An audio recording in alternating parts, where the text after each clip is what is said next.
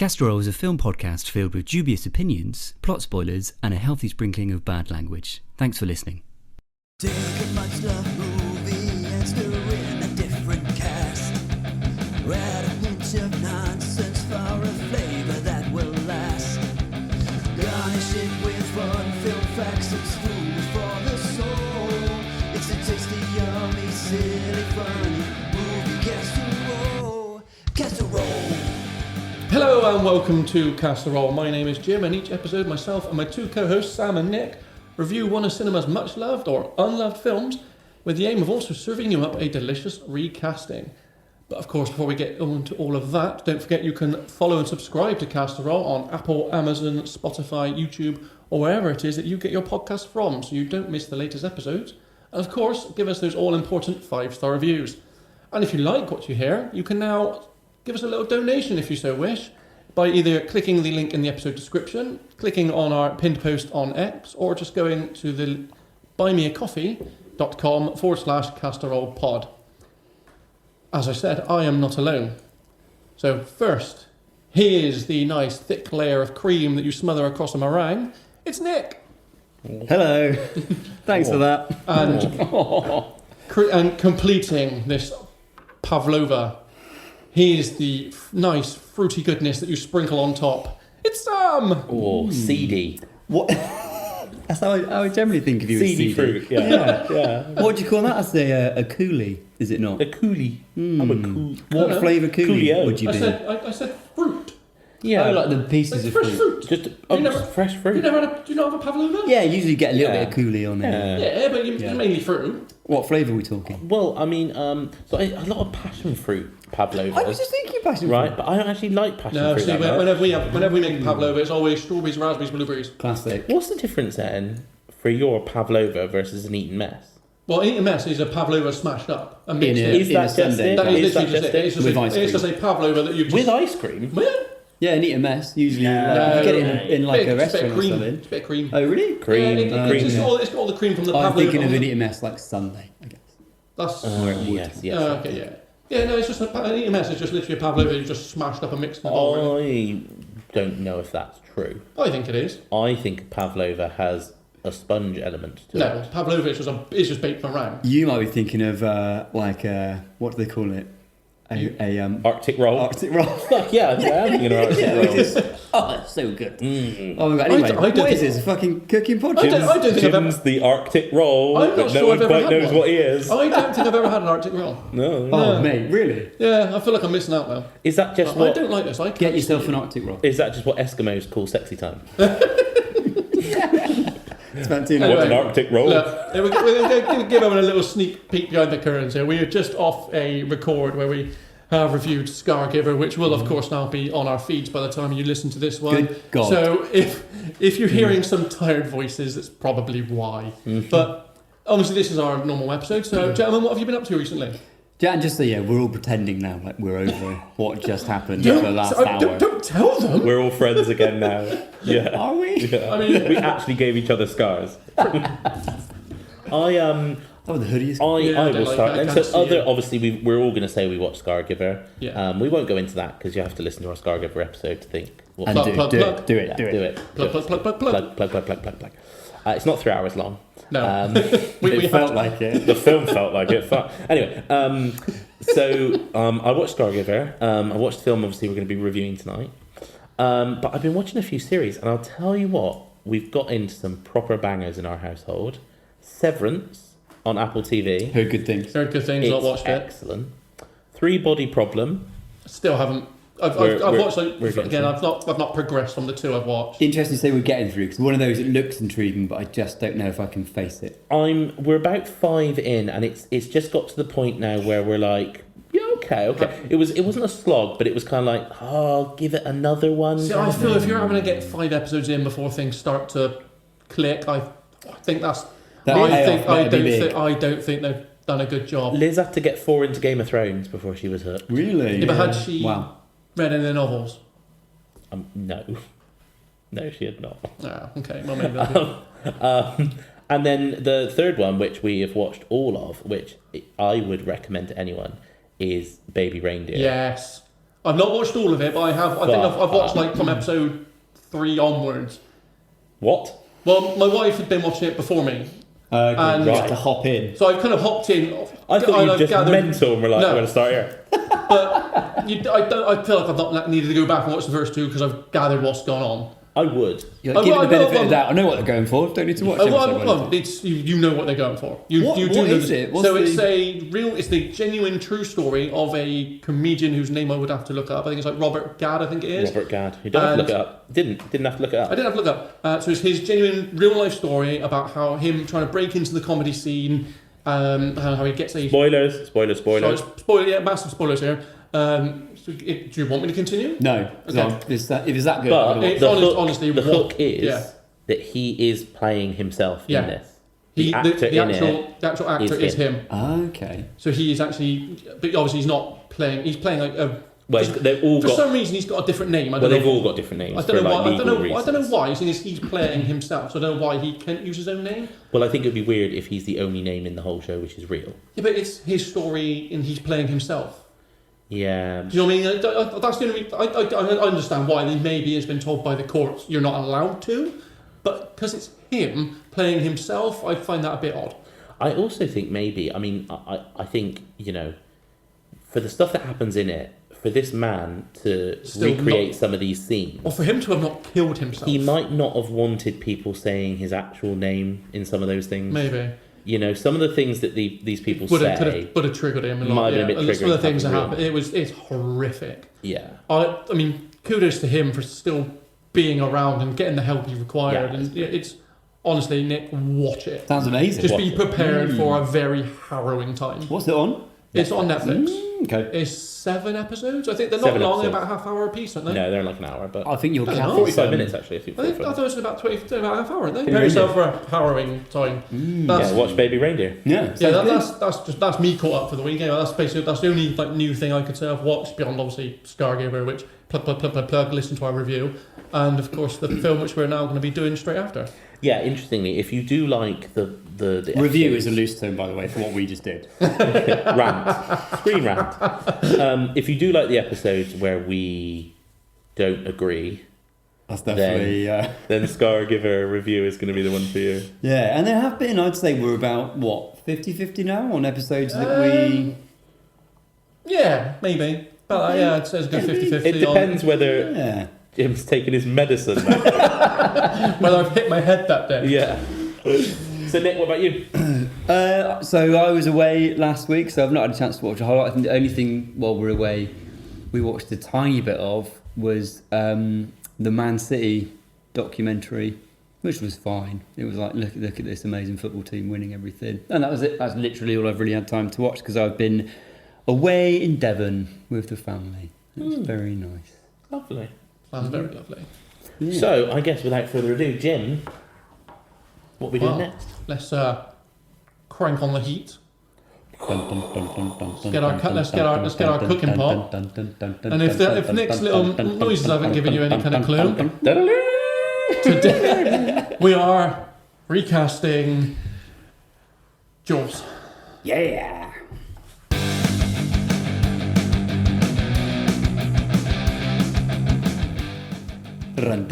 What a classic. Oh, well, or not. Well, I think it's a classic. I think it's fan-dabby-dozy.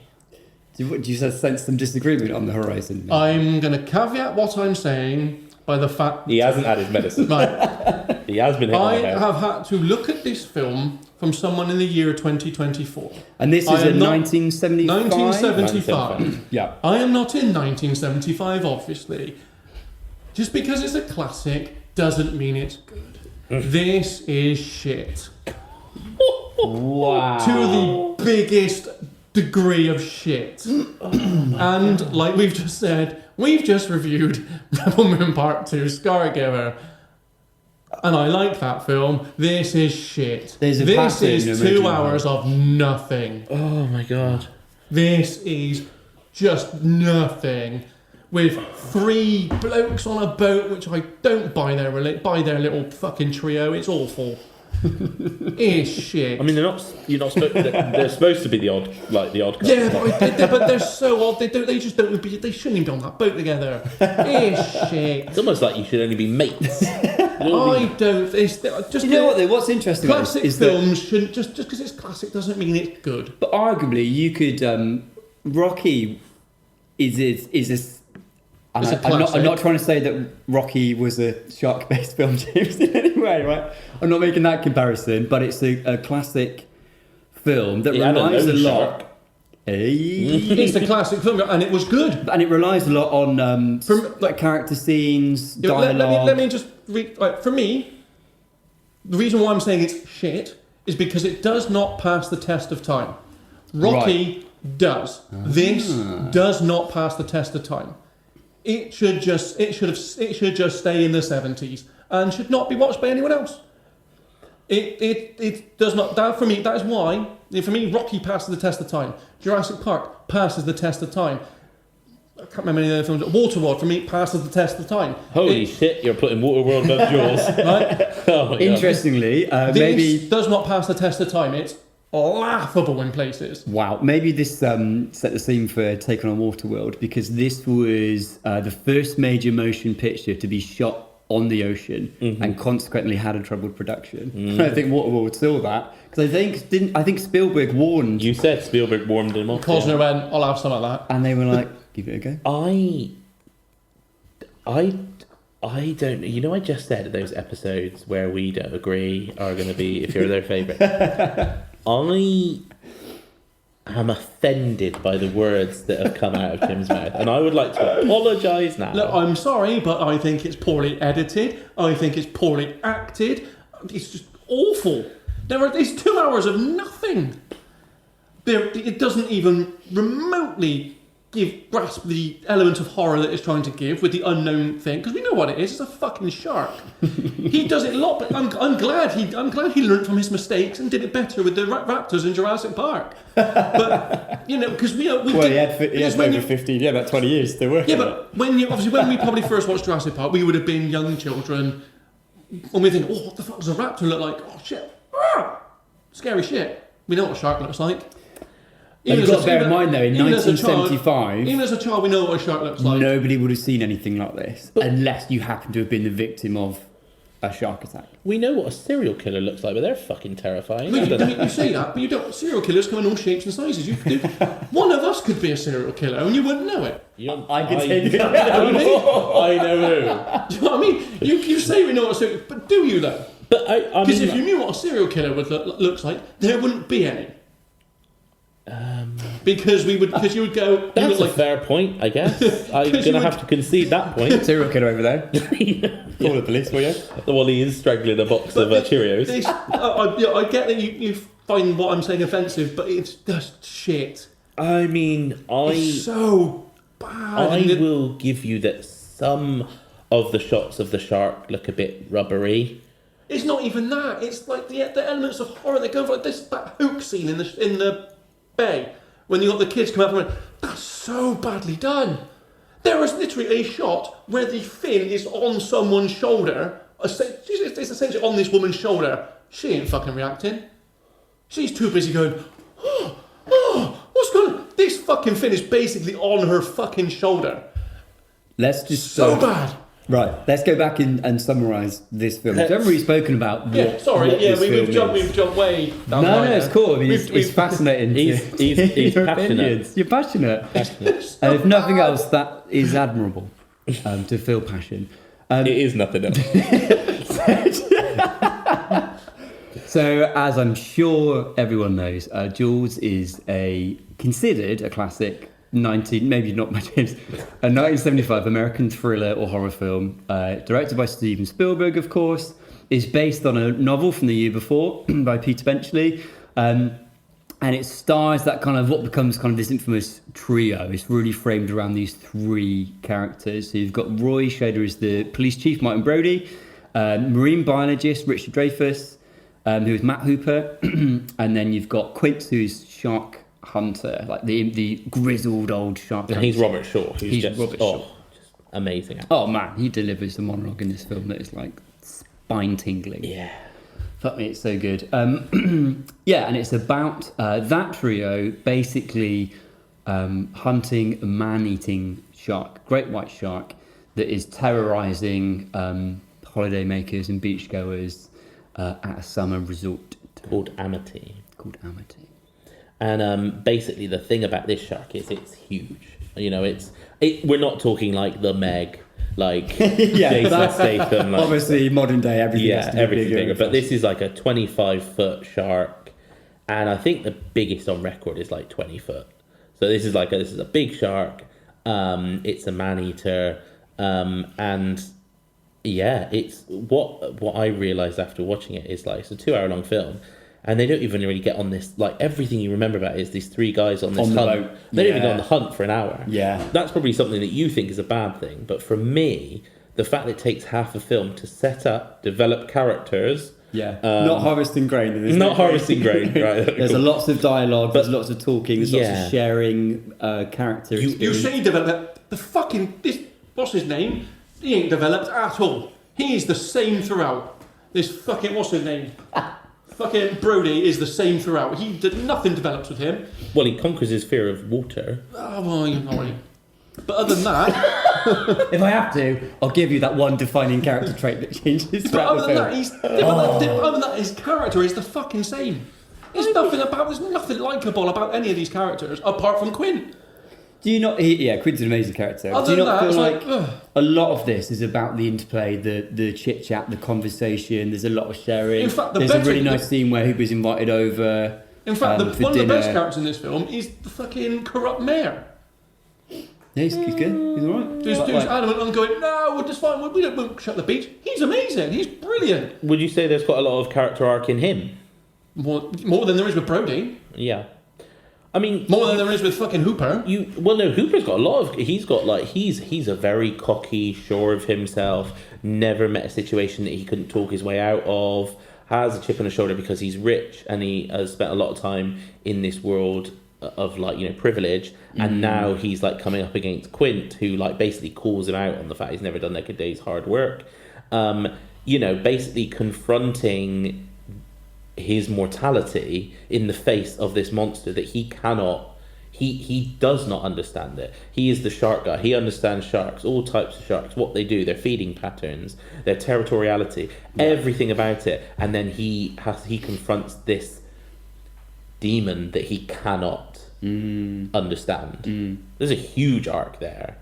He basically is humbled, you know, in a huge way. And, you know, Quint, you know, ultimate end, you know, he's the one of the three that gets killed because he is so entrenched in his way. And then you learn from this amazing scene where he talks about that he's survived this shark, you know, this you know, all these men going into the water, and, you know, he's a survivor, and basically he feels his whole life was lived on borrowed time, and kind of the end of that circle is he is ultimately killed by this sort of, it's almost Moby Dick-esque. You know, he's hunting this great white whale, this, like, you know, this thing that's terrorizing his whole life, and he's confronting his fear, and then ultimately he is killed by it. And it happens through his own hubris of pushing the boat too far, of thinking he can control everything. And his death scene, like, It's a lot of the effects are aged, right? But, like, if you imagine that in 1975, that's is fine. But harrowing. I'm not doing that because I'm watching this for the first time in 2024. Okay, but hang on. If I were in 1975, absolutely I can see why people become, whoa, fucking hell, and I can see why critics rave about this fucking film. Yeah. And why it's been given, why it's like, I think it's like, looks like 97% some in places.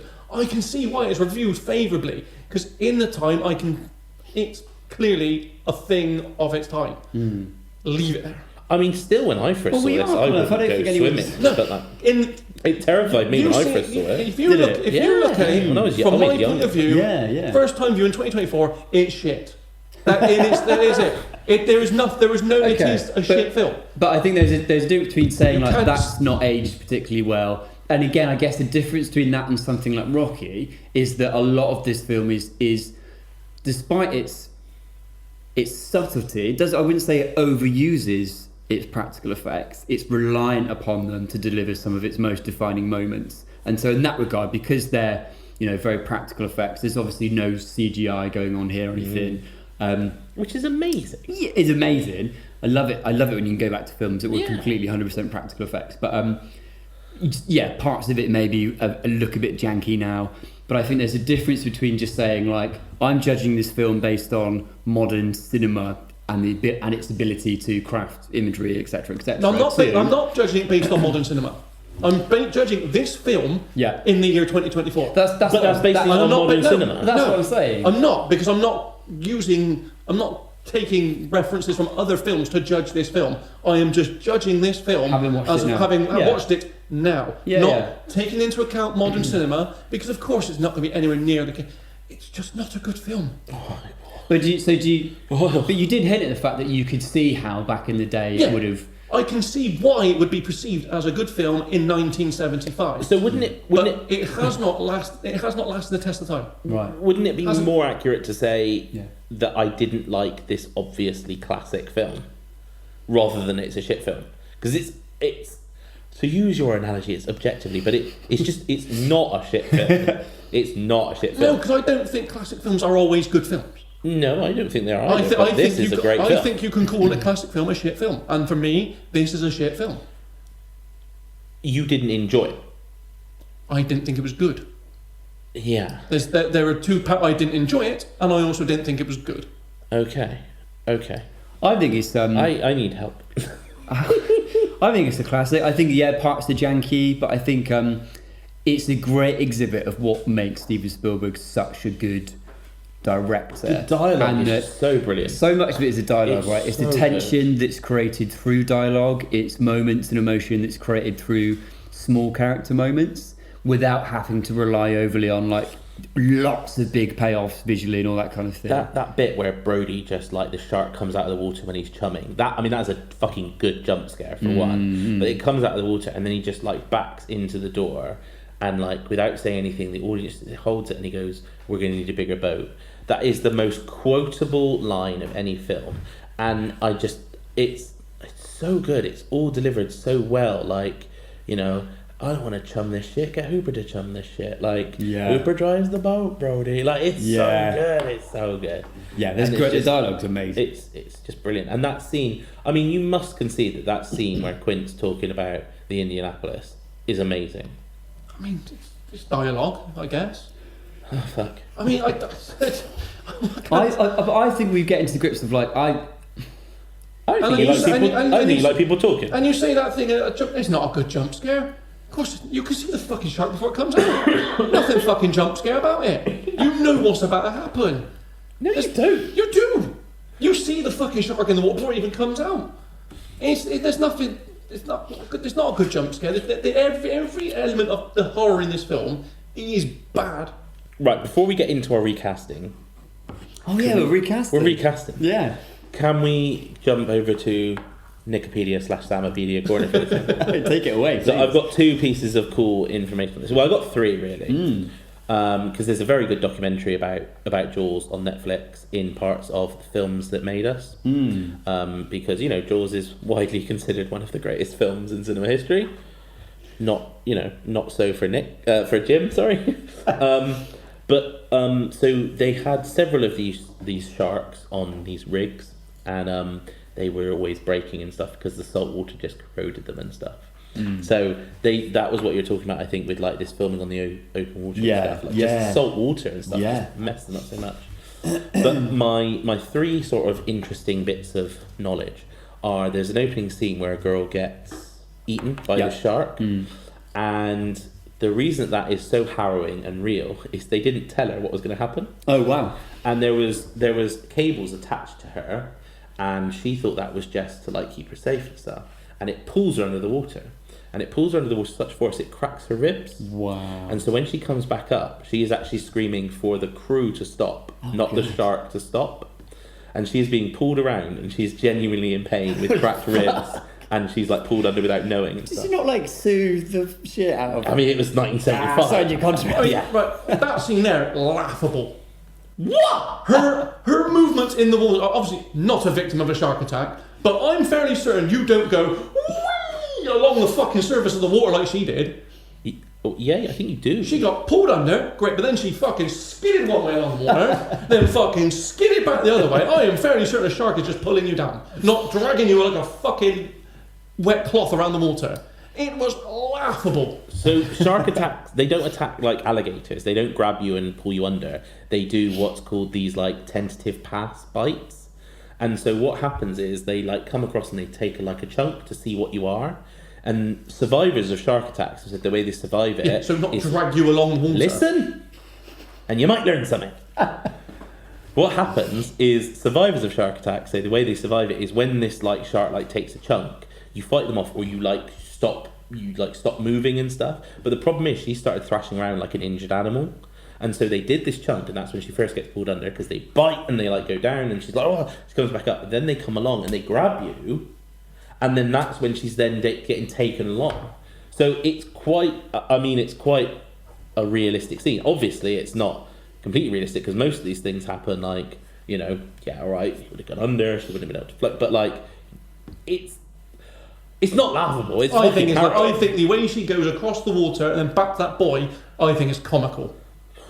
I think it's comical. Next. Even for 1975, I think that's comical. Audiences had to have counselling after seeing this film, but no, for Jim, it's laughable. Next point. There's a scene where Hooper goes into a shark cage and goes under the water and you get like an animatronic shark, but it's interspliced with actual real shark footage of a diver in a cage. But to get the scale, they put a small person in a miniaturized cage with all miniaturized gear. So the shark looked bigger. Wow. Now the problem is that just because you are a small person, you still breathe the same amount of air. Yeah. So the shark came up, he got scared, took all the air out of his tank because it was a miniature tank, and then proceeded to almost drown. So when this guy in the wides with the shark is thrashing around, it's this actual like small person actor nearly died. They were like, stop being so greedy with your air. Yeah. And then the third piece is related to the same thing. When the shark gets caught on the cage and like destroys it, that was just an accident. The actual shark got caught on the cage by accident, and they kept filming. Oh wow! And it's like a thing that just happened. Wow. So yeah, those are my three pieces of trivia. trivia. I think you speak about like a lot of the practical effects being janky and stuff, but I think one of the things that lent itself to this, particularly I've not spoken about any of the practical effects being janky. Well, you said about the fact you didn't buy a lot of the stuff. You just said you didn't buy the bit at the beginning, so fine. Don't worry if you don't, but maybe. I mean, I've gone into it expecting it to be janky because it's 1975. Okay. I can't fault the shark for looking a bit shit. Okay. Because it's 1970. Of course, it's not going to be fucking T-Rex in Jurassic Park. It's going to be a bit shit because it's 1975. Well, I can't go at something looking a bit shit about that. And I'm not going because I've gone into expecting a shit-looking shark, and I got a shit-looking shark. I think the shark is actually still really good. Brilliant. And I think one of the things that lent itself to it being so believable is that sharks as an animal, like a lot of fish, I guess, but like there's no kind of like, you know, if you were doing like, if this was about bears or something, there's a lot of kind of facial expression to capture in bears. There's a lot of movement, all that kind of thing. Sharks are sharks. Like, they got dead eyes. They got a doll. Nothing really moves apart from the mouth opening and closing. And I just think that lent itself to them quite being animatronic. Like that's why they could deliver what was certainly at the time such a believable. I think like maybe I just bought into it a lot more, but like that scene where they're like shot from like the top not the crow's nest, but like the up high of the boat, and you see this giant shark gliding past. Terrifying. You know, imagine if you were there. Imagine thinking there's nothing below you but a little bit of a boat and then this massive thing. It's those scenes where it's gliding. Yeah. That's just so terrifying. Well, I think it's really well probably done. One of the only times in the film when they actually display the menace of this thing. Every other time, no. No. It's just not. When they got the underwater shots, you start hearing that iconic dude. That's just fucking naff. There's nothing remotely terrifying about those scenes. Just fucking naff. Right, fuck it. Let's recast this shit. And I've got a quick bit of trivia because we kind of agree, I guess, about the dialogue being some of the strongest parts in this. So the primary screenwriter while the deal for him was initially for a 1 week dialogue polish, I think Gottlieb originally became like the primary screenwriter. So basically, he rewrote nearly the entire script during the 9 week period of principal filming. And the script for each scene was typically finished the night before it was shot. And a lot of the actors kind of agreeing on what that would be during improvisation over like the evening meal and stuff. Do you know another Can you imagine like, film how cool series is that? I mean, that's like that? That's impressive, and I quite like that. Do you know another film series that was like? That and then Lord of the Rings. Stop it. The scriptwriter would put scripts, or Peter Jackson would put the new scripts under the door the night before the film was shot. He's just got to find a way to crowbar in that. But that's your one. No sharks in Lord of the Rings. That's your one time. So that's it. You spunked it. Actually, there is a character in Lord of the Rings called Sharky. Stop it. That's Stop it now. That's two. You're taking the piss. All right, okay, carry on. Should we? Are any of your castings from Lord of the Rings? If so, you got to delete them right now. They're not actually. Good. Should we recast this? Let's recast. We're going into it. We're not going to talk about the film anymore. We stop. No. So we're not going to talk about some of the really bad editing and There's no bad edits. the fact that the huge, in my opinion, plot hole of Hooper going to the floor of the sea when they're meant to be fucking miles out in the fucking ocean, when he's dropped the shark cage, but yet he then swims out to get that. Somehow still survives. To me, Wait, what's the problem with that? well, he's in a shark cage, open water, drops his spike to the floor. They're in open water. How fucking deep's the sea meant to be? Well, they're already on their way back. Not that deep. I guess They even talked about the fact they're going to take him back to the shallows and run him aground. Yeah, but not at the time when he's in that cage. Yeah, they're on When their way that cage back. gets destroyed, they're not in the shallows. Yeah, they're on their way back. Because you then don't see Hooper until the end of the fucking film. Listen, they're on their way back, and the engine stops working, and they've said we're taking the shallows. You see on the horizon the land. They're not that far away. And we're still going to be deep. But yeah, deep. I mean, he's got air tanks. How big's that fucking tank? Seriously. I mean, honestly, how big? I don't think. Anyone want to Google the amount of time for how long he's underwater? I don't think he's surviving. I didn't want to bring this up. But if you think that's a plot hole, some of the stuff you skipped over in Scargiver is insane. It's insane. I think that is a plot hole. I don't think he would survive underwater. He's got air tanks. How big's that tank? Scuba divers can be down for like an hour. I think for the sake of that film, he was under for a lot longer than an hour. He was under for like 10 minutes, mate. The time passed is a lot longer than an hour. From that cage getting destroyed to then him resurfacing at the end of that film is more than an hour. It literally isn't. The cage gets destroyed. He attacks the boat. Quint gets killed. The boat starts to sink. Brody blows him up. He comes back up. It's like 10 minutes. I don't think because it's at night time when that happens. He goes down in the day. What? None of this film happens at night. There's a rainy night at some point, and the fucking rain's battering down. It's at night time, sure. At some point, surely. Have you watched Deep Blue Sea? You're watching the wrong fucking film. He's Guys, if any of you listening right now, I think the passage of time is a lot longer than an hour. If any of you haven't seen Jaws, the people that have seen Jaws are going to be screaming at their radio or whatever fucking know. If any of you haven't seen Jaws, please watch this film with what Jim is talking about in mind, and please then message it, just being like, what the fuck? I think he's down longer than an hour. For me, I don't think he should be surviving. He's down like. I think that passage of time where Brody's on that boat on his own fighting that, I think that's a lot longer than just 10 minutes. But it literally, he destroys the cage, then jumps up on the boat.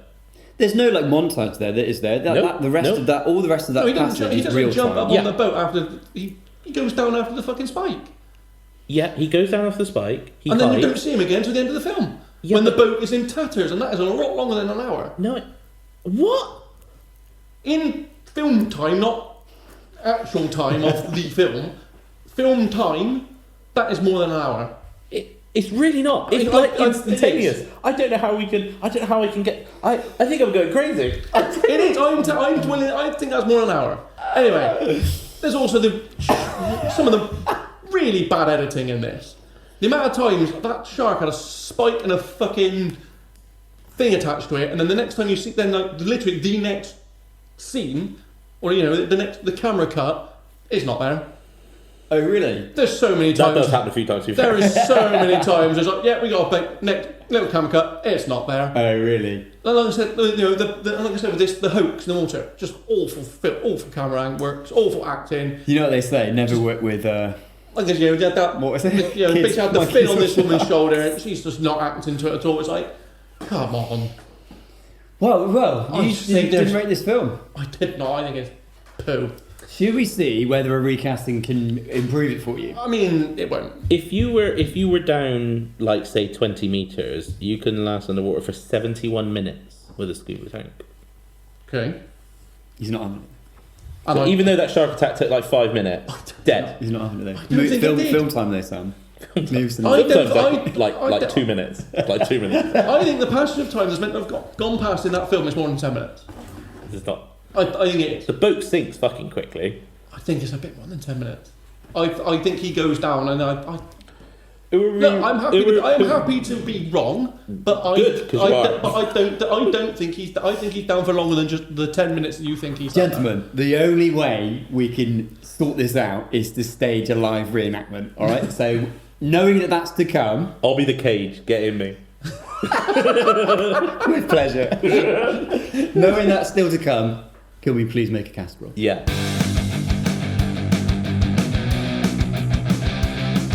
We have to go with Brody first. I think we kind of have to. We have to go with Brody. Can't We go have to go with anyone mine, else. Brody. You go first this time, Sam, because I went first next time. So I think we'll start with you this time. All right. Well, I love this film. I love the cast. I think they're great. They were all in sort of good things before, after, all around. You know, Yeah. great stuff. Yeah. So Martin Brody is sort of the local cop. He's Sheriff. the chief of police. Yeah. But he's come from New York City. So he could have been John McClane type, you know. No, that's a film. But he chose to leave because he was like, you know, a cop can't do anything in New York, but he can make a difference in one of these small towns. So he's Yeah. come there. Yeah. He's got a horrible fear of water, which I would say if he's cured of that by the end of the film, that's quite a significant character arc. You could argue You that. could argue. You could argue. Sure. Yeah, cured of the fear of water, but he's got a new fear of sharks. Yeah, who hasn't? We've all got that. So it's played by Roy Schneider, who's great. He's in loads of stuff. He's brilliant. I've gone back to some of my classic sort of 3 picks for this. So my Hollywood pick, my sort of Oh, we've gone with multiple picks this time. haven't we? I've done that for this because I thought It it was is really Roy good Schneider. ones. I Yeah. said Rob in the intro. I Yeah, apologise for that. it's Roy Schneider. Yeah. My Why have I Hollywood wrote pick. Rob? Yeah. I wrote Rob Schneider. Well, Is it both Roy? those names are wrong. Hang on. Who is this Rob Schneider? It's not Schneider. It's Roy Schneider. It's not. There's no N in it. It's Schneider. Yeah, it's Schneider. Schneider. It's Or Roy, Roy- is it? Roy Why have I written Schneider. Rob? My pick, my Hollywood pick, is Is it Edward Rob Norton. Schneider? Interesting. Yeah. He's great. I really like. There's so much that I rate him in. Like films like Red Dragon. Yeah. He's just amazing in that. He was in an amazing film. It's quite an indie film actually, where the whole premise of the film is he was a drug dealer. He's going down for a long prison sentence, and the majority of the film is him talking with a few mates about how afraid he is about that. I can't remember what that was called. But yeah, he's great. He's good. But I don't know. I like him, but my problem with Edward Norton, he's really good, like really different in Glass Onion. He's like really funny in that. But I never find him that likable as a character. Okay. Yeah, I'm yet to watch a film where I enjoyed a Edward Norton character. Yeah. Oh wow. I think he plays the character. Any film I've seen, he's done it well. I just don't particularly like his characters. Which is issue when you're meant to be like the lead role. Exactly. Like, That's kind like of the, why. the Incredible Hulk. Because I don't like you. Yeah. I never bought him as Bruce Banner. Yeah. You know what I mean? I didn't like him. He's irritating. He's Yeah. irritating. Why Which is have why you he worked. considered him It's then? why he worked in Glass Onion, because I think he would have that kind of righteous do-gooder thing Okay. down. You know. Yeah. He's my sort of Hollywood pick. I think they would go for him. My risky pick, or my pick that I think maybe you could buy him as like the sort of righteous do-gooder, but I'm not sure you'd buy him with like a family and like sort of slightly older kids. Is Sam Califin? Do you know him at all? No. So the main sort of thing he was in the Hunger Games. Okay. He was Finnick. He was like one of the Okay. champions, and he was in like Love Rosie. I know. And he's in yeah. the one where he's in a wheelchair. Yep. So yeah, I actually really rate him as an actor. I think he's very good. But I haven't gone with him either because I don't think he's quite there. Now Yeah. my actual pick for this, and it would be a Hollywood pick, I think John Krasinski. That is a great shout. John It's not a bad Krasinski shout, in yeah. full like Quiet Place. Yeah. But obviously talking Yeah. mode. I think he'd be great. You know. Yeah. Remember he's those good. lines of like he'd sort of be scared but still heroic. Yes. So that's my pick, John Krasinski. I need to look him up a minute for myself. Oh yeah, that's Emily Blunt's Blunt's husband, husband. right? Yeah, you you're- hate him. You're yeah, fuck that right. guy. Get him out. He can get killed by this guy. Should we go shit sandwich? Yeah, let's I'll be do the it. Yeah. shit in the middle. Yeah, you go now. Okay. For a second, but I thought when you said that name, my brain was thinking John Cusack, Oh yeah, I like John. who'd also Cusack. actually be. I like. He's So- too cocky though. I found this really hard to recast because everyone just looked old as shit. Even though I don't think some of them are meant to be that old. That's how they looked in the 70s, mate. Everyone. All just looked old. They all just looked old as shit, and I'm like, I cannot picture anyone else in these roles. And I've racked my brain, and I came. I mean, this is just an outlandish pick for this one. But you know, he can play a nice family man quite well. I genuinely do think he would do the role quite well. It'd be interesting to hear your thoughts on Dennis Quaid. Yeah, Like a younger Dennis Quaid. Yeah. Dennis Quaid, who, for some reason, the only film I can ever think of him in is The Day After Tomorrow. Yeah, he's also the thing that I love him from is Inner Space. Okay. Have you seen that? No. Oh, it's an amazing film, like 80s film. It's got Martin Short in it, and Martin Short, Dennis Quaid plays this like, I don't know if he's like a test pilot or an astronaut or something, but they've developed this way of like shrinking someone down, and like so he's in a mini submarine and he's shrunk down and he's put inside someone's body by accident. That sounds amazing. The body he's in is Martin Short in full like funny Martin Short mode. I have finds seen out that sounds film. really familiar. But I have seen that film. I think it's one of them brilliant. that I've probably just seen clips of, because I definitely haven't seen that film. But that sounds amazing. We should recast it just because it's such a fun film. Honey, I sounds Shrunk the amazing. Quaid. Yeah, Any Given Sunday. I love Dennis Quaid. Dennis Quaid's actually kind of like I love Dennis Quaid. He's a good pick, isn't he? Yeah, he's a good I think I might like Dennis Quaid for this. I'm not gonna lie. Nice. I love Dennis Quaid, and obviously father of Jack Quaid, who's in The Boys, who's brilliant. Yes. I think I go for the younger Quaid. I think it the sort of Day After Tomorrow point, he gets a little bit kind of Grizzled. yeah, not even just grizzled, but like a bit vanilla, a bit like He's picking safe roles at this point, isn't he? This is like yeah, a. but plays them a bit boringly as well. This is like and I've just said I really like Dennis Quaid. He's like a guilty pleasure of mine. I like sort of. I think he's a really good actor, but I feel like he's a little bit like a poor man's Harrison Ford. Like I feel like you're Yeah. going for Harrison Ford, but don't get Harrison didn't Ford. So you're going with Dennis What's Quaid. Dennis Quaid up to? Yeah, Poor bastard. It's what you get when you order Harrison Ford off Wish. but like in any Harrison Ford role, I could see you can see Dennis Quaid Yeah, doing it, it's but up there. probably just not as well. Oh, I really like Dennis Quaid. I mean, Yeah, good that's shout. a good shout. Interesting there. Well, I had two picks. I also kind of modernised this cast. So the two picks I've went with, and I've got one final choice. But the two people are in a similar vein in that I think that they'd be good in that they're both a little bit cocky, and I think showing them portray that fear of that vulnerability around the fear of water, and seeing that side of them would be really interesting. So the first name that I had was Bradley Cooper. I think he could be really interesting where he's like the cool, cocky chief of police, and then like, oh, but he's actually terrified of water and stuff. That's interesting. But the person I've gone with, and the more I think about it, I really like it, is Robert Downey Jr. You know, I almost went for. almost Really? picked him for another role. Ah, interesting. I almost went for Junior. Yeah. Yeah, I think he Yeah. would do so much of this really well. Actually, I think when you see, he's often so cocky in so many of his roles. He's got that charm and charisma. But when you see the moments when he's rattled and he's brought back down to earth a little bit, which he does equally well, there's so much kind of so much stuff you can sort of empathise with, I think, and he becomes more interesting then. Problem for me is I haven't seen Oppenheimer, so the last thing I saw him in was Dr. Dolittle. Right. Same with me. I'm not. Put I that can't think. out of your mind. I can't think of him in a serious role.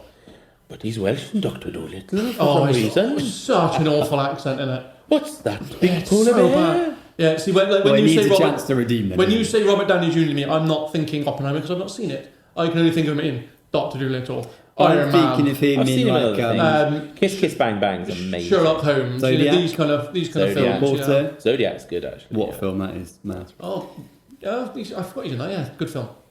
Everyone's in that. Fucking love everyone in that. Jake Gyllenhaal. Oh. Great film. Good film, that. That is an unbelievable film. And I watched that because I just finished listening to like a podcast series on the Zodiac Killer. I was like, I'm gonna watch the film now. Fuck it.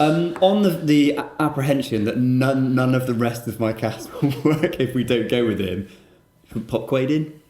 I feel like Quaid's done enough to get it. I want Quaid in. You want Quaid? I want Thought you Quaid. would. We're happy with I Quaid. want Quaid. And I don't want to Get argue. in. So Quaid's in. I was fully prepared to go 0 for 3 in this recasting. So Quaid's better than anything I've done. None of the rest of my cast will work. I don't think will work on that, but let's go it. So next up we've got Matt Hooper. Played by Richard Dreyfuss. I love Richard Dreyfuss. He's great. He's good. He's good in lots. He's really good in this. I do think he's really He is good in this, and this is. I find this really difficult to recast. I'm going to start with my alternate pick because it's kind of like an outlier, but I think he's definitely done something like this before, and you'll know why. I've gone with Matthew Broderick. Very much in like the Godzilla, in like the 1997 God damn Godzilla. it, that works with Quaid as well. Yeah, and so I think he'd be quite good, but I think he's almost like he's not quite cocky enough. He's like very much kind of like the sort of like The good boy. yeah, but as in he's like he's not confident enough. You know, he's the okay. nerd without the confidence. So I then thought about Jude Law. Thought Jude Law would be quite nice, like as in like he's very good looking and he's like, you know, can play it smart and, you know, sort of a bit cocky. But Hooper's not really one for his looks. His character, is he? exactly. So I think he was too good looking. So I've actually gone with, and I think he will play this amazingly. I've gone with Sam Rockwell. He's great. He's Sam so good. Rockwell. He's so good. He's in Moon. Yeah. He's in Iron Man 2. Green Mile. He's in. I mean, Hunt he's- and Tunt. tons and tons of shit. He's awesome. Yeah. Good pick. He's in Gentleman Bronco. Have you seen Gentleman Bronco? No. I don't even know how to begin to describe this film. It's a film. It feels a bit like sort of like that Napoleon Dynamite-esque type Okay. world. Yeah. And basically, this kid writes. Oh, it's got from Flight of the Conchords in it. Julian. Yes. Yeah. Is it? Oh, I can't remember his name now. But it's this kid writes a short story about this like sci-fi hero called Gentleman Bronco, submits it to a short story contest with this guy from Flight of the Conchords as the writer, Right. who then steals the story and like retells it. And Sam Rockwell plays this like fictitious character, and the way he plays it between the way the kid's written it and the way this famous person's written it is like really it's so weird and out there, but it's hilarious and it's brilliant. You should watch it. That sounds up my street. I'll check it out. Sounds like one we should do for this. It's really good. It's Nice. really good. So yeah, Sam Rockwell will be my pick. I fucking love Sam Rockwell. Nice. Having looked him up, do you know who he is now, Jim? No. Oh fuck it! It's Sam Rockwell. I don't recognise a single image on Google Images. Wow. Holy fuck. I've seen some of those films you mentioned. I do not recognise Iron them. Man 2. You Yeah, know? I can't think which character it The is. Green Mile. I've not seen the Green Mile. Come on, we know this. It's on the list. Right. Okay. Anyway, right, moving on. So my pick. Jim's pick next. Oh, is it? I'm the shit in the sandwich. Yes. I'm the shit in the sandwich. Well, Come on. apparently he's the fucking prime Apparently I'm the steak. prime rib steak. I'm certainly not on this one. This is definitely topping prime rib steak with some like sour pickle or something. So this was the one I couldn't pick. I think I couldn't think of anyone, and like I just didn't want to come up empty-handed with anyone. So I've just kind of thrown a name down, which definitely is not gonna get picked. Whoopi Goldberg. No, but how would you Goldberg. feel about Rupert Grint? Not an awful pick. Not Who an were awful pick at all. putting him up against Dennis Quaid? I just. What's your reasoning? I don't know. Nerdy sidekick.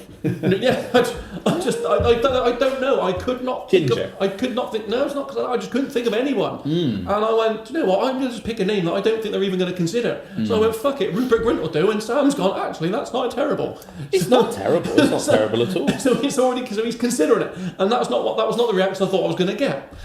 No, So I think I'm already happier with that reaction than I thought I was. he's given up don't know. acting, so we'd have to talk him out of That's it. it, actually. Yeah. He I could did not be know that. persuaded. I reckon. But I just for this project, I just thought he could. Yeah, there's Sure, just we something did about it. that role. I just thought, hey, why not? He'd do it. Oh, interesting. And I just like the idea of, you know, I'm not sure the age gap between the Hooper and Brody in this film, but I just think I think bit of a bigger age gap, I think would be nice. Well, I mean, we've already said that with our recastings, we can kind of pick age differently. Yeah. I think the only thing is, I think Rupert Grint doesn't have enough stage presence to hold it with Dennis Quaid and with the person we picked for Quint. Yeah. I think he would be too overshadowed, and you need to have 3 points of a triangle with these three. Yeah. You can't have a weaker one. Would be my only problem with Grint. Yeah, which is fair enough. I wasn't, like I said, I was not expecting this one to get even remotely considered, But I do think it's let alone picked. I think he'd have to, like, I could see him playing it much more. Like, he'd almost have to be as scared as Brody is. You'd almost have to swap, like, the confidence and terror between Dennis Quaid and Rupert Grint. Do you know what? If we could see a version of Jaws where Chief of Police Brody is Daniel Radcliffe, and we could get Hooper, right? Rupert Grint. Yeah. And then Voldemort as He's Quint. Then I'd the shark who lived. and I'm on board for that film. Yeah. Oh, okay, interesting. I think you guys will feel like my pick is maybe a bit too clean cut. Dashingly handsome, playing one of my favourites here. But again, I would say that I based it on what I was seeing, envisioning working together. So with Downey Jr. As Brody, but I went with Paul Rudd. Yeah, I could see a real chemistry there with. I looked for this. I looked at Marvel actors actually for this. It was like because I did think like ensemble cast, kind of on an even playing field. Yeah. Rudd's definitely he's good. He is good. He's a lot better than he gives off in Ant-Man. Yeah. I do feel I don't wish to like whip it out and put it on the table. And I do feel like after I've said Sam Rockwell, You're like, how can you not? how can you not? He's such a good actor. The fact that you don't know him doesn't count. Genuinely Doesn't count. do not recognise. I'm sorry he's not in fucking 24. I mean, we have set a precedent. If one person doesn't know the person, then we can't We pick haven't the set person. a precedent at all. We It's did. just it came down to my choosing, and I was like, I don't know one of them. We're not letting it come down to your choosing.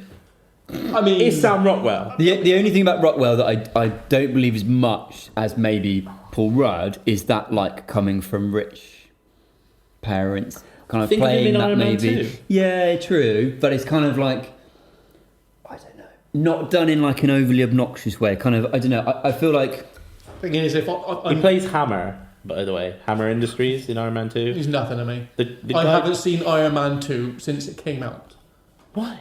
because it was shit. It wasn't shit. It's the worst of the lot. Of the lot of what? A lot of the Iron Man, of the 3 Iron Man films, it's the worst of the lot. It's also one of the worst Marvel films. No, that's not fair. I think it is. you've probably seen the bad guys, the animation with the wolf. I've not and actually, the- no. Well, also he's just the voice of that. It's difficult for Yeah, him. no, Yeah. I thought at least something could get something. But look, I'd be more leaning towards Red. Galaxy Quest. I've not seen it. Fuck me. I thought you were the one that wanted us to recast it. Seven because, like, Psychopaths. Seven Psychopaths, yeah. Yeah, you're saying things I've not seen. Look, I'm more inclined towards Red. No.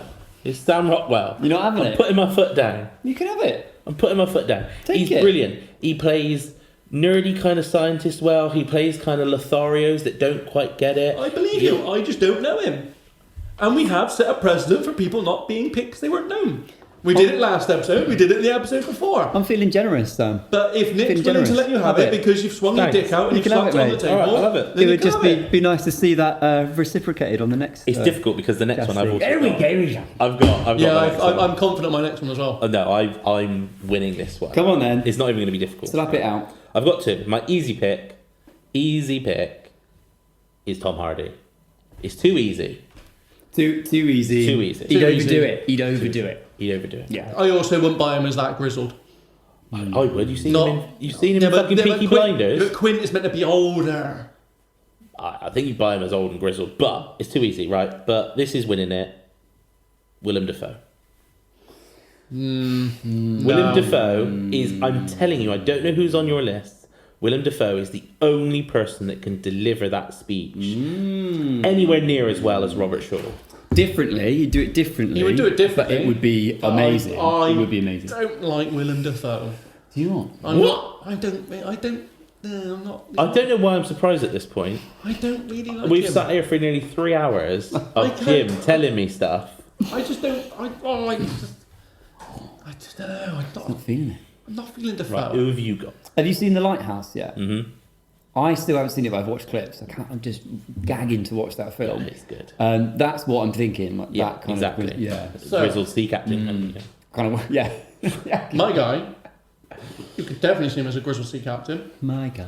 and I think he would do this monologue that you spunk over quite well. Emma Watson. No, it is. Alan Rickman would be. That would be a phenomenal shout, but I have gone for John C. Reilly. Ooh, do you know what? I don't hate it. It's hate better it. than Dafoe. It's definitely not. It is. He can do his kind of scrunched up face, grizzled, like is- Gangs of New York. It is better than Dafoe. It's not. It is. No one. I'm sorry, no one Sam. saying It is a that. better pick than Willem Dafoe. No, it's not. It is. No, You can buy him as a grizzled sea captain more than Willem Dafoe. He literally plays a grizzled sea captain in a very famous film. I'm just saying. He had seen it. He hasn't seen it. Shall I I throw would- some spanners into the works? Joseph Spanners. Go on, Nick. Right, I have 3 names. No, you would. They're all amazing, but I've got one top pick, right? Go on. You Now, said put them all your or just feelings the top- about Gladiator aside. Oh, Russell Crowe could he's- do a pretty no. good job, right? But that's He not my could, he pick, could. right? He would, but no. Right. Jeff Bridges could do an unbelievable job on that. He'd be amazing. Not like as the dude. But the person I've gone with, I think would smash this, You haven't gone with Jeff Bridges because that's a very good pick. is Kurt Russell. Kurt Russell. I think he would be sick. Not like, don't think of Santa Claus, right? You need to put that He would, straight yeah, out. Are you thinking of like Pliskin, Escape from New York? Pliskin, yeah, obviously The Thing. If you go a bit later into his career, he's like amazing. It's a film like what was it called, Bone Tomahawk? Seen that film? I haven't seen it, but yeah, I know. Brutal, that film. It's that there's so many films where he is just like grizzled and delivers that really, really well. I think. He could do it well. I think we got 3 very strong but very different Quints there. As in Bridges, Defoe. Yeah, mine. Yeah. If I'm going to concede So mine which to one any, do you it's go to Kurt for? Russell. I'm not conceding it to Dafoe. I do not think that is as good as John C. Reilly. I mean, it's difficult to argue with you if you can't see that Defoe's an amazing actor. He can be an amazing. I can not like an amazing actor. Just he can say he's. It doesn't mean I have to like it. There are If, some, there, if there I was are thinking some, there like are the some, Green Goblin, there are some amazing. There are no. Hang then on. no. There are some amazing like bands out there. Doesn't mean I gotta like them. I can sit. All right, they're good. Don't mean I like them. I can. He is. Yeah, he's a great You've got to actor. give him that. I just don't like him. Gotta give him that. It's the same- Will you give him that? I give him that. All right, if it's not, This film is a prime example. You're telling me it's amazing. I don't have to like it. You don't, James. Because I do You not don't like have- it. You don't have to like it. I do. It's all right. No, it's You don't making have you. Just so you know, James is here of his own free will. He's watched all of these. I'm just saying. James is the host For of me, this fucking podcast. in my opinion, Defoe is the worst of the 3. Oh my god. If you had to pick one of the role, others, for this role, Defoe is the worst of the 3. I would happily concede to Kurt Russell though, because I think that is a great pick. Okay, this is really tricky, but I prefer Bridges to Russell in this. for my Bridges, I prefer, yeah. Hang on, let me just bring up Bridges. Fucking hell.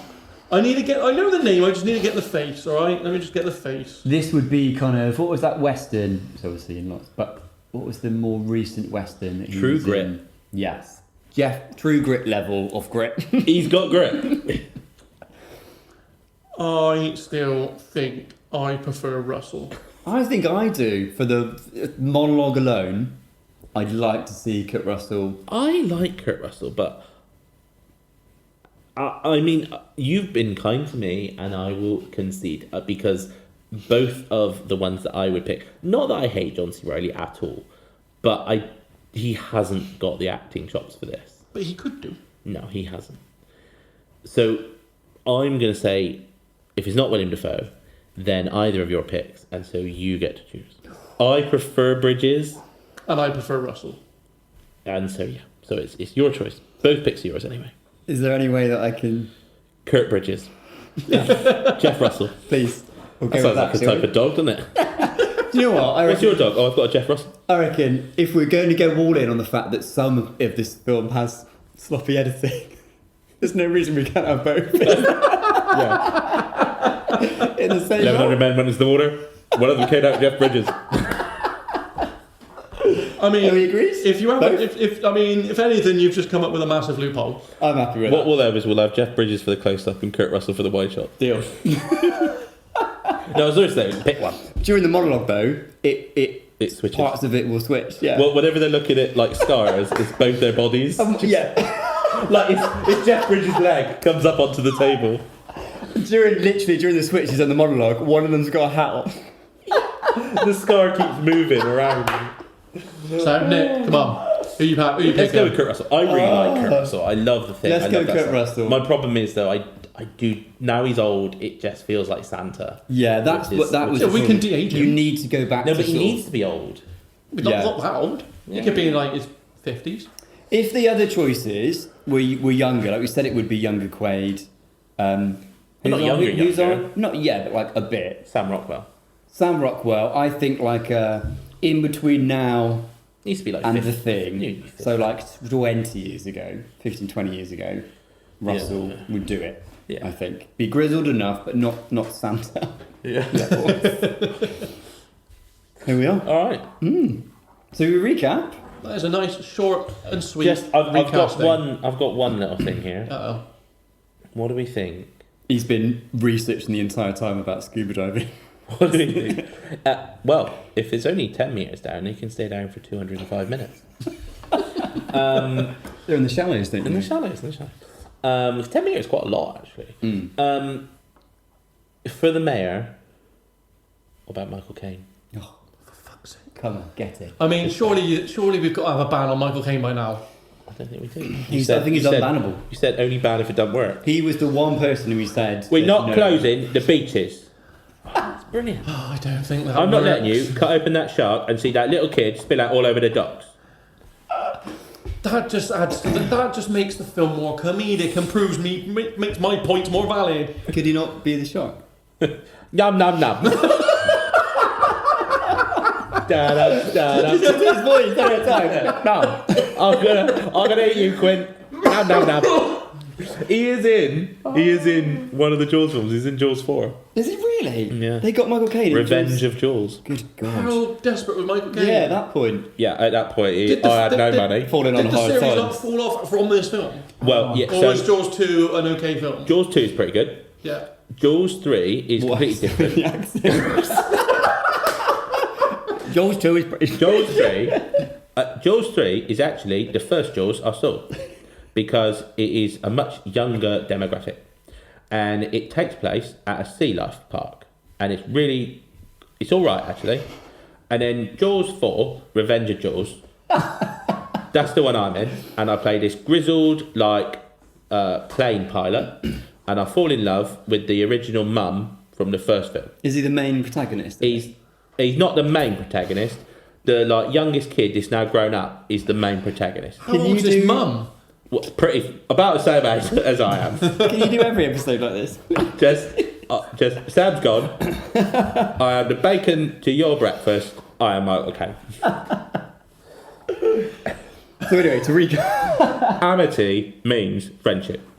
Well, thank you for that, Michael Caine. If You're you could- welcome. Goodbye. If you could just see yourself out. Thanks, Michael. So, God, Nick, can you believe that? Michael Caine. Just I just went to the loo. What happened, guys? well, you let me believe you it. don't want to know, Sam. Didn't miss anyone, did I? No, nothing. no. Can you just believe that happened? Nick? No. He just came and guest on our podcast. Unreal. If that's not going to get us numbers, I don't know what will. Do you guys validate parking?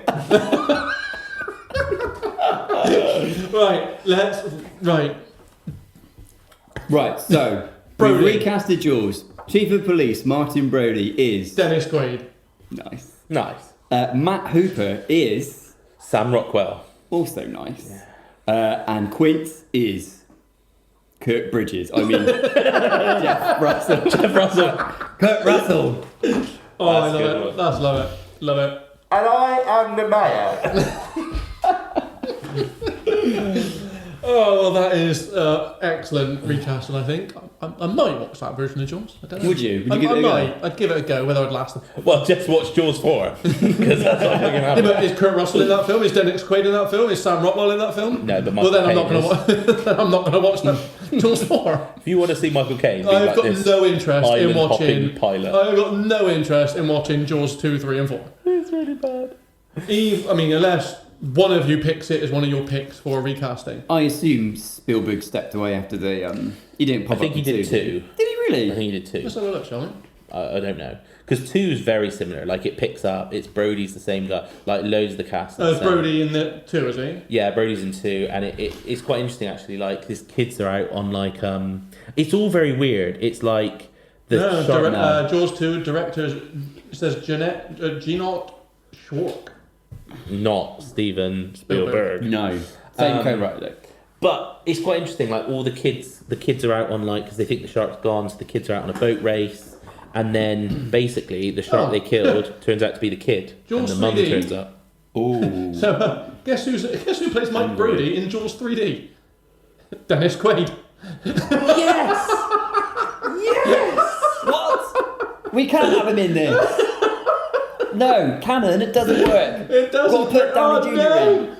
I knew him from something else as well because I watched Jaws 3 a lot. It's pretty good. It's really interesting. Like, Oh no, Doesn't that's that so I feel annoying. like that sums up, that is prime Dennis Quaid territory though, isn't it? Yeah. Like, Jaws 3. Oh, that's well, it so just shows him he's right for the role. sequels. That is so annoying.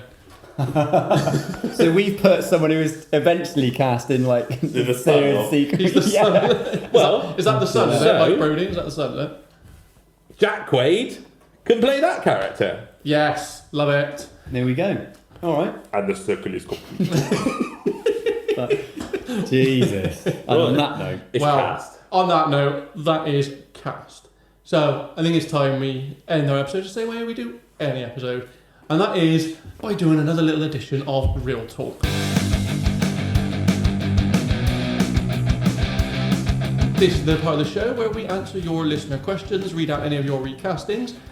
You can get them to us by sending us a little email at castorolpod@gmail.com or get in touch with us over on X via the handle @castorolpod.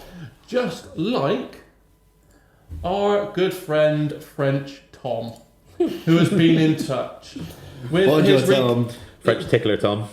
Tom, I promise you I will get to your plot, your Pokemon pitch. It's just massive. I need to summarise it, okay? It's huge. So I will get to it at some point, I promise you. So this is based from our Rocky episode. He says, "G'day mate, it's French Tom." I'm not mad, just disappointed you didn't read my script. I promise you we will. Anywho, we should I have- make it like paid for content, so Tom has to buy it. No, that's what I told him. I'm like, yeah, we're going to put it behind the paywall, mate. Anywho, I haven't taken it too personally. Suppose the other guys deserve to be read out too, although I'm far more interested. Tom. My recommendations this week are thus. Rocky, Ed Hardy. Think of how he looked in Bronson. Definitely has the range. Has he got Tom Hardy and Ed Hardy mixed up? Because Who's I Ed thought Tom Hardy? Hardy was in Bronson. It's definitely Tom Hardy and Bronson. Yeah, I think he's got them mixed up, hasn't Yeah. he? Yeah. I'm not... Who is Ed Hardy? A clothes shop. Find a look of it. Well, To be fair, a close shot would be an interesting pick for a character in Rocky. I mean, okay, yeah, you are more interested in that, Tom. Adrian! That close-shot act really Apollo, well. he's gone very safe with Idris Elba, but younger, fitter, and more muscular. Adrian. I think that was a shade at Idris Elba. It's a bit, isn't it? Who's that for Apollo? For Apollo. Yeah, right. Adrian is someone called Jean-Pierre Junot. Even if she sounds a bit French, I think he'll add to it. I mean, you would know French, Tom. Paulie, he's picked Ian McShane. He can play a right dickhead. Oh, Ian See McShane. American Gods. Yeah, I like Ian McShane. Mickey, Clint Eastwood or Alan Ford. He's I don't know who Jean I went Merlot instead of Perlo. he's It's a bit like a fucking floating shop and a wine. There is a Jean-Pierre Merlot, which is what. and he's also suggested for our 15th episode. I thought it'd be good for you guys to have a guest on him. He'll bring a bottle of tequila and we can do a drunk guest special. Oh, God. On to a movie question. What's going to be the next big thing to get people back to the cinema? Everyone is marvelled out. Avatar 2 was a carbon copy of Avatar 1. We know Sam's views on Dune. What's going to have that initial Marvel effect? I'm going to say it out there. It will be Marvel.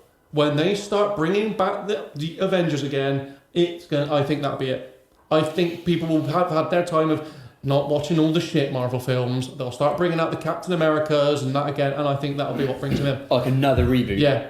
I think when they start Not a reboot, as in when bringing the main they cast start back. properly Oh, kicking right. this phase off, leading to the next Avengers film, I think that will start getting.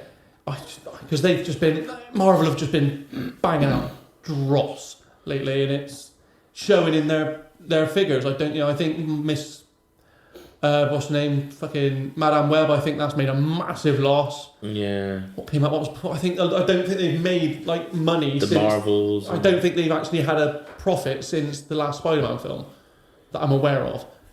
I don't think it will be the Marvel films. I think people are a bit jaded now, and I think even if they do bring back like Robert Downey Jr. and Chris Hemsworth and Chris Evans, I think you will get. It's not going to be Chris Evans. It's going to be Anthony Mackie. He's Captain America, and I think Sebastian Stan is I think right Winter there, that's Soldier. missing a trick. I like Anthony Mackie, but there's no way he's as good as like Chris Evans. It's just it feels like the passing of the torch, and no one wanted the torch passed. No. Well, I mean, the Winter Soldier and Falcon Disney Plus show wasn't great. It could potentially be if James Gunn does well with the DC Cinematic Universe And and that's the a reboots. big if. That's a big if. I don't think it will be. I think we're in for a new genre shift. Like it was war films for a while, then before that it was like westerns. Then we went into the cinematic like Universal, the cartoon films, comic book films. I think. I haven't said that with Scargiver and stuff. It could be sci-fi, but I think something else is on the horizon. I don't think it will be something we've got right now. I think people are too bored of comic book films. I don't think that's going to be the next thing. I think the bubble's burst on that one. I think it'll be something else. You reckon? Yeah, I could see it being. I don't know. See, there's talk of a lot of like reboots that no one really wants and stuff, but one of those could do something that I don't know. If we're talking about like get people back to the cinema, is that kind of just saying? Because I guess like there's been lots of successful films recently, but it's appealing to slightly different demographics. So you'll get things like a big Marvel film will appeal a lot to maybe. Yeah, I suppose he's asking like mass market. Mass market, Yeah, Like another $1 billion film. Yeah, something that unifies. Unify a fan, like get new fans, old fans. I guess that's what he's asking, as opposed to like the different genres of films. Yeah.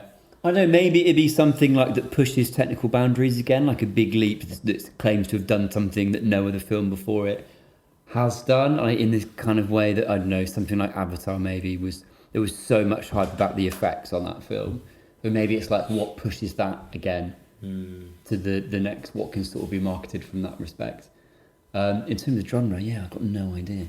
It's tough. I don't think we've seen it yet. No, I don't think it's even been whispered about. No, I feel like But someone will make a film that will come out and will go, fucking hell, we've got to see that. I think it might be like one day. Do you, There was a close. I think I've got a good shout, actually. Potentially when they finally do the new Bond. Potentially. it depends on the Bond. It does, but I think Aaron Taylor-Johnson would be a good pick. I think that's been poo-pooed. Has it been I don't think that's... poo-pooed? I don't think he is. I think that was just like heavy... Because I think there was rumours he had signed a contract or he was due to sign it, and I think someone's... I would have to fact-check this, but I think someone has, either in his camp or the Bond camp, come and said, no, it's not. But Bond will be a big... I think Bond will be a hit. Bond will be Do you a know what hit. I want it to be? I want Blomkamp to pull his finger out his ass and do a District 14. Oh man, yeah. Or District Bigger 15. budget, District- even more. 10, wasn't it? It was District. Was it District District 15? 9. District 9. 9, so it'd be like District 10, wouldn't it? Yeah, District 10. Like, Yeah, but he's had they've had talks about that, haven't they? And it's just been well, he keeps doing stuff that just isn't quite they as kept good. squashed down Yeah. because he's got that kind of little universe he kind of has done, hasn't he? With like linked with the Prawns. the government or whatever that's in that film. I can't think of the name of the government. With But Elysium was. so there's like several films that he's done, and they kind of have Chappie his? Chappie, yeah, that's one of them. Yeah, I think. Yeah. I think. One of the films that I always wish had happened before all the fucking Prometheus and Covenant came out, and not Covenant, whatever it was. It was Covenant. It was Covenant. Yeah. Was if you see the plans and the artwork for Neil Blomkamp's Alien 5, oh my god, that would have been so good. Really? Oh yeah, it would have been really good. yeah. I don't think these. Yeah, because obviously you've got Gladiator 2. I don't think that's going to really do anything. No. I got another. So There weird, is that's a been new made. Aliens film in the works, There in there, is. but I don't. Romulus, I think. Huh? Yeah, something like that. Yeah. I don't see that doing anything either. I think it's those two films will have their die-hard fans go and watch it, but I don't see them being. I think they need to pull the trigger and finally give us the alien of like the alien that we know. Like, Yeah. they're like, oh, we keep getting closer. I'm like, what are you teasing us? Because obviously Prometheus promised, or it said it was going to be like this new universe being built, wasn't it? But it was just It was pounds. it was dog shit. I think a lot of like amazing films out there just needs a studio to take a gamble to put it in cinemas. I think there are so many good films that go slightly under the radar because they're considered slightly more niche or something. But I think maybe the next massive genre film is like right under everyone's noses. Like they have been and gone, and perhaps they've just not had as big a kind of studio What's release. the next thing Nolan's doing?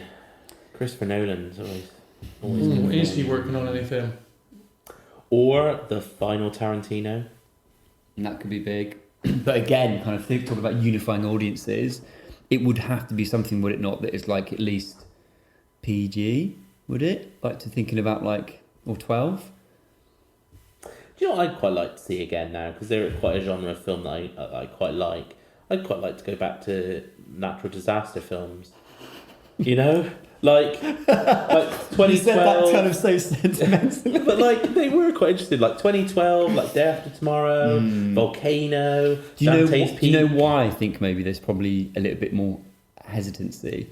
Is because it's probably it's much actually more got fucking shit. real now. Yeah, people don't want to be reminded like that's probably around the corner. Maybe Yeah. maybe we'll see what this Civil War film is. I saw a brilliant Seems to be review of performing that. really well. I saw a brilliant review of that. I was like, shit, Captain America's not in it. Iron Man's not in it. Well, there we go, Tom. Yeah, we don't know is the answer. Yeah, we don't know. I got a feeling Tom's going to tell us though I think you'll definitely give us a on his suggestion. next email. I hope Or he when you bump researched it into better him. than he did Ed Hardy and Merlot. That's a clanger, Tom. I don't think he said the Merlot, to be fair. I was just Googling a lot. Well, he has now.